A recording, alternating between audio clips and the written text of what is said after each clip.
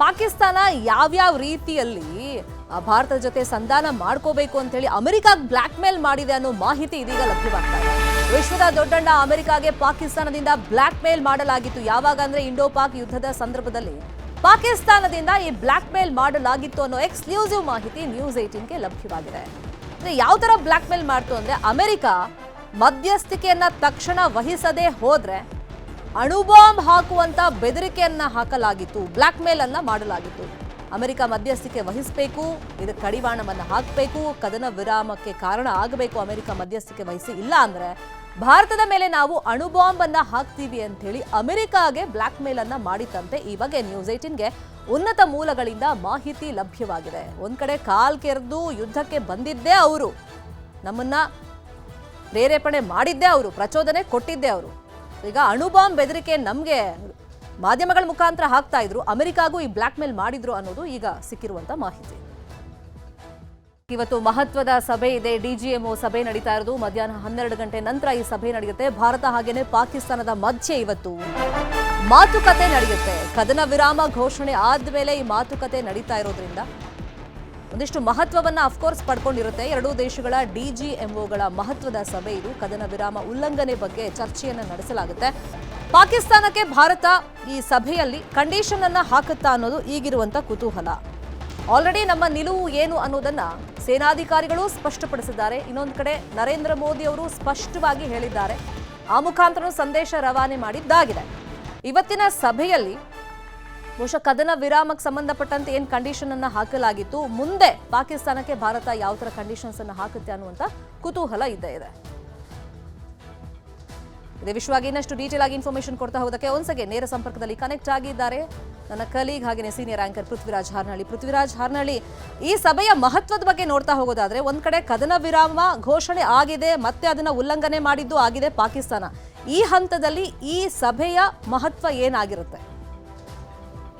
ಶರ್ಮಿತಾ, ಇದುವರೆಗೂ ಕದನ ವಿರಾಮ ಅನ್ನುವಂಥದ್ದನ್ನು ಉಲ್ಲಂಘನೆ ಮಾಡ್ಕೊಂಡು ಬರ್ತಾ ಇರುವಂಥದ್ದು ಪಾಕಿಸ್ತಾನ ಮಾತ್ರ. ಬಿಕಾಸ್ 1947ರಿಂದಲೂ ಕೂಡ ಆಗ್ತಾ ಇರುವಂಥ ಎಲ್ಲ ಒಪ್ಪಂದಗಳು, ಅಗ್ರಿಮೆಂಟ್ಗಳು, ತಾಷ್ಕೆಂಟ್ ಒಪ್ಪಂದ ಆಗಿರ್ಬೋದು, ಶಿಮ್ಲಾ ಒಪ್ಪಂದ ಆಗಿರ್ಬೋದು, ಪದೇ ಪದೇ ಒಪ್ಪಂದ ಮಾಡ್ಕೊಳ್ತಾರೆ, ಅದನ್ನು ಬ್ರೇಕ್ ಮಾಡ್ತಾರೆ.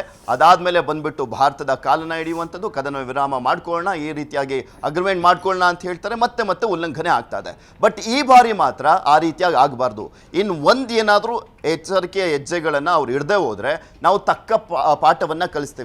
ನಾವು ಮುಟ್ಟಿದ್ರೆ ತಡ್ತೀವಿ ಅನ್ನುವಂಥ ರೀತಿಯಲ್ಲಿ ಭಾರತ ಉತ್ತರವನ್ನು ಕೊಡಲಿಕ್ಕೆ ನಿರ್ಧಾರವನ್ನು ಮಾಡಿರುವಂಥದ್ದು. ಯಾವುದೇ ನಿರ್ಧಾರವನ್ನು ಕೈಗೊಳ್ಳದಿದ್ರೂ ಕೂಡ ನಮ್ಮ ಎರಡೂ ದೇಶಗಳ ಡಿಜಿಎಂಒಗಳ ನೇತೃತ್ವದಲ್ಲೇ ಕೈಗೊಳ್ಳಬೇಕು ಅನ್ನುವಂಥದ್ರ ಬಗ್ಗೆ ಈಗ ಆಲ್ರೆಡಿ ಸೂಚನೆ ಹೋಗಿರುವಂಥದ್ದು. ಸೊ ಹೀಗಾಗಿ ಪಾಕಿಸ್ತಾನದ ಡಿಜಿಎಂಒ ಕಾಸಿಫ್ ಆಗಿರ್ಬೋದು, ಇಂಡಿಯಾದ ಡಿಜಿಎಂಒ ಆಗಿರುವಂಥ ರಾಜೀವ್ ಗಾಹಿ ಆಗಿರ್ಬೋದು, ಇವರಿಬ್ಬರು ಇವತ್ತು ಮಾತುಕತೆಯನ್ನು ಮಾಡಲಿದ್ದಾರೆ.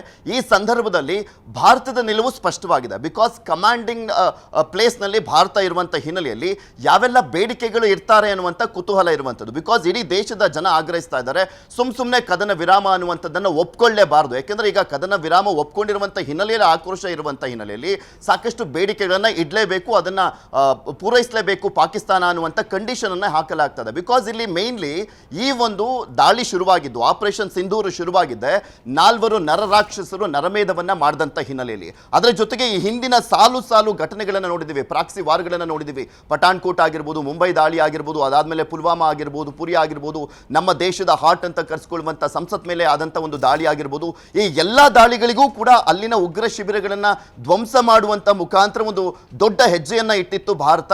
ಈಗ ಆಗ್ತಾ ಇರುವಂಥ ಪ್ರಮುಖ ಕಂಡೀಷನ್ಸ್ಗಳು ಅಂದರೆ, ಈಗ ಆಲ್ರೆಡಿ ಇಷ್ಟೆಲ್ಲ ದಾಳಿಗಳಾದರೂ ಕೂಡ ಪ್ರಮುಖವಾದಂಥ ಉಗ್ರ ಸಂಘಟನೆಗಳ ನಾಯಕರಾಗಿರುವಂಥ ಹಫೀಜ್ ಸಯ್ಯದ್ ಆಗಿರ್ಬೋದು, ಮಸೂದ್ ಆಗಿರ್ಬೋದು, ಇವರೆಲ್ಲರೂ ಕೂಡ ಇನ್ನೂ ಬದುಕಿದ್ದಾರೆ. ಈವನ್ ದಾವೂದ್ ಇಬ್ರಾಹಿಂ ಕೂಡ ಬದುಕಿದ್ದಾನೆ. ಸೊ ಹೀಗಾಗಿ ಇಂಥವ್ರನ್ನ ಮಟ್ಟ ಹಾಕಬೇಕಾಗಿದೆ, ಅವರನ್ನ ಹ್ಯಾಂಡ್ ಓವರ್ ಮಾಡಿ ಅಂತ ಕೇಳುವಂಥದ್ರ ಜೊತೆಗೆ ಉಗ್ರರಿಗೆ ಇನ್ಯಾವತ್ತೂ ಕೂಡ ನೀವು ಪ್ರೋತ್ಸಾಹ ಕೊಡಬಾರ್ದು ಅನ್ನುವಂಥ ಎಚ್ಚರಿಕೆಯ ಜೊತೆಗೆ ಪಿಒಕೆ ವಿಚಾರಕ್ಕೆ ಸಂಬಂಧಪಟ್ಟಂತನೂ ಕೂಡ ಒಂದು ಮಹತ್ವದ ನಿರ್ಧಾರವನ್ನ ಕೈಗೊಳ್ಳುವಂಥ ಸಾಧ್ಯತೆ ಇದೆ. ಅದರ ಒಂದು ಬೇಡಿಕೆಯನ್ನು ಕೂಡ ಇಡುವಂಥ ಸಾಧ್ಯತೆ ಇದೆ ಅಂತ ಹೇಳಲಾಗ್ತದೆ. ಇದುವರೆಗೂ ಆಪರೇಷನ್ ಸಿಂಧೂರ ಏನಾಯಿತು, ಏನು ಎತ್ತ ಅಂತ ಕ್ಲಾರಿಟಿಯನ್ನು ಕೊಡ್ತಾ ಇದ್ರು. ಅದಾದಮೇಲೆ ಅವ್ರು ದಾಳಿ ಮಾಡಿದಂಥ ಸಂದರ್ಭದಲ್ಲೂ ಕೂಡ ಪ್ರತಿದಿನ ಏನೇನಾಯಿತು, ನಾವೇನೇನೆಲ್ಲ ಟಾರ್ಗೆಟ್ ಮಾಡಿದ್ವಿ, ಆಪರೇಷನ್ ಯಾವ ರೀತಿಯಾಗಿತ್ತು ಅದನ್ನು ಕೂಡ ಮಾಹಿತಿ ಕೊಡ್ತಾ ಇದ್ರು. ಈಗ ಡಿಜಿಎಂಒ ಸಭೆ ಆದ ಬಳಿಕ ಭಾರತ ಇದರ ಬಗ್ಗೆ ಭಾರತೀಯರಿಗೆ ಮಾಹಿತಿಯನ್ನ ಕೊಡುತ್ತಾ, ಅದು ಕೂಡ ಕುತೂಹಲ ಇದೆ. ನಾವೇನೇನು ಬೇಡಿಕೆ ಇಟ್ಟಿದ್ವಿ ಅಂತ. ಬಿಕಾಸ್ ಪಾಕಿಸ್ತಾನ ಬೇರೆ ಬೇರೆ ರೀತಿಯಲ್ಲಿ ಕ್ಲೈಮ್ ಮಾಡ್ಕೊಳ್ತಾ ಇದೆ, ಬಟ್ ಭಾರತ ಅದಕ್ಕೊಂದು ಕ್ಲಾರಿಟಿಯನ್ನ ಕೊಡಬೇಕಲ್ಲ. ನಿನ್ನೆನೂ ಕೂಡ 3 ಜನ DGMOಗಳು ಮಾತನಾಡಿದ್ರಲ್ಲ, ಏನ್ ಮಾಡಿದ್ವಿ, ಯಾವ ರೀತಿಯ ಉಡಿಸ್ ಮಾಡಿದ್ವಿ ಪಾಕಿಸ್ತಾನವನ್ನ ಅಂತ.